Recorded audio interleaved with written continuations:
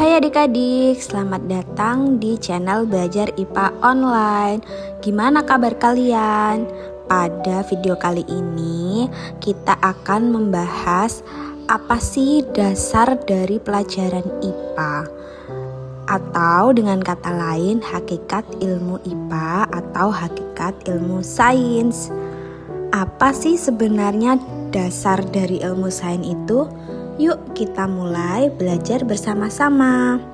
Tapi sebelum itu, untuk mendukung channel ini jangan lupa like, comment, share, dan subscribe. Pertama-tama, apa itu ilmu IPA? Apa itu IPA sendiri?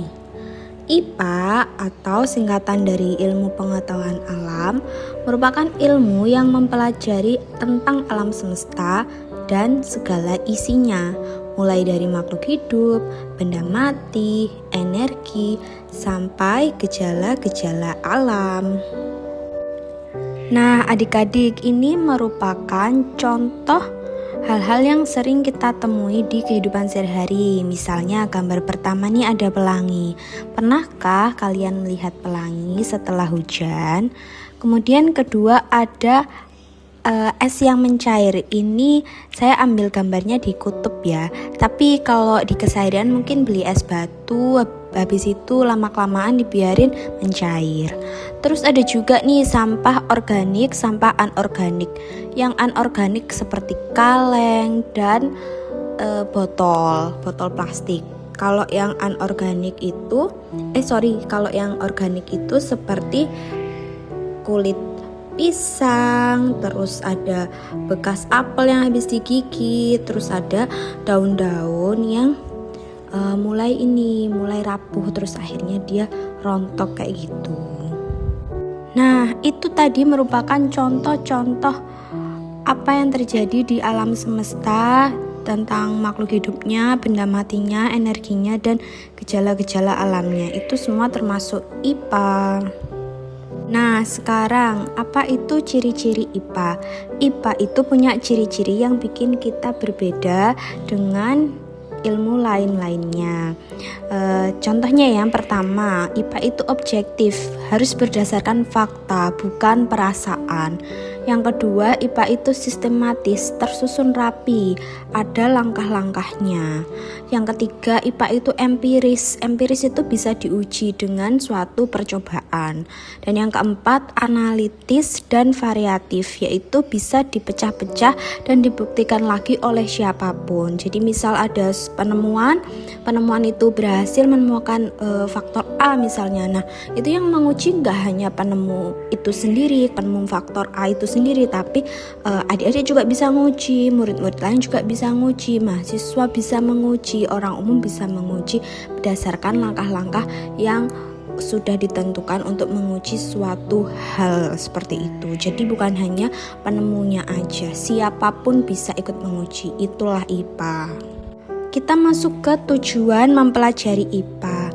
Kenapa sih kita harus belajar IPA? Yang pertama supaya kita jadi lebih ingin tahu, jadi lebih kepo. Kenapa ya pelangi bisa terjadi? Kenapa ya awan itu bisa menghitam, bisa warnanya putih? Kenapa ya hujan turun? Seperti itu.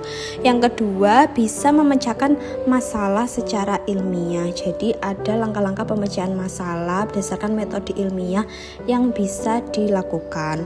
Terus yang ketiga, kita jadi punya sikap yang jujur, teliti, dan logis karena semua berdasarkan fakta, terus semuanya bisa diuji.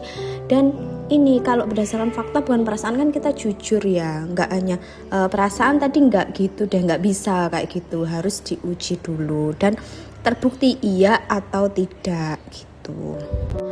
Nah, adik-adik, pada dasarnya IPA itu bukan cuma teori, tapi ada 3 bagian penting dari IPA.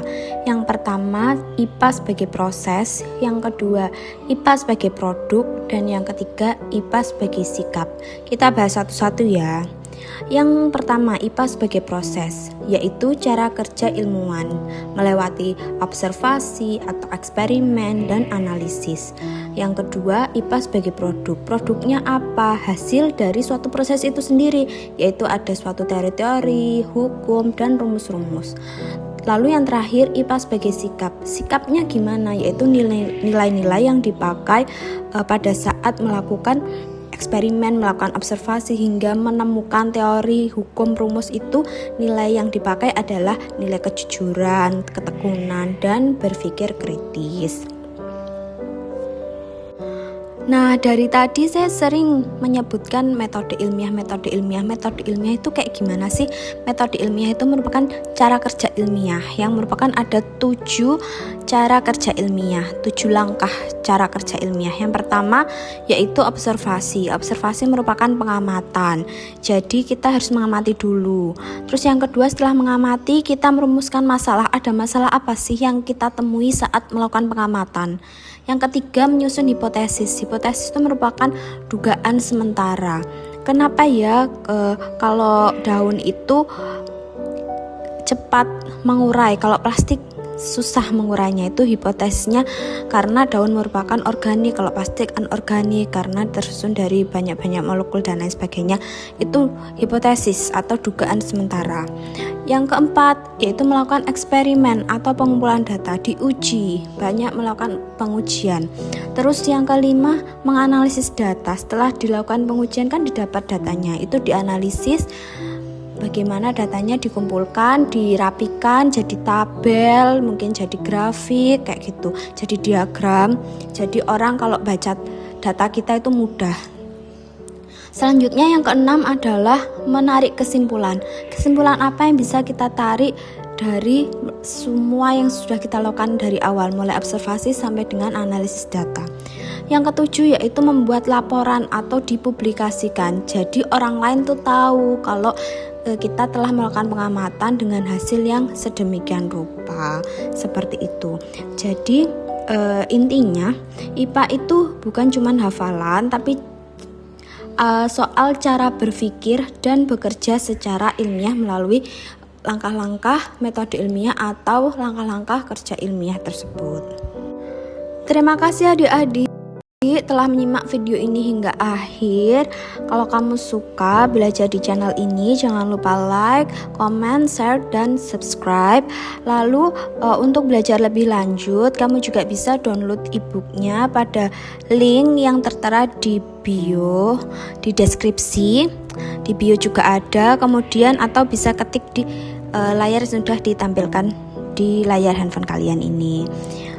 Untuk selanjutnya kita bertemu di video selanjutnya ya adik-adik. Semangat belajarnya, semoga ilmunya bermanfaat dan berkah. Kalau lagi yang mau ulangan, semoga ulangannya mendapat nilai yang baik. Sampai jumpa adik-adik, bye bye.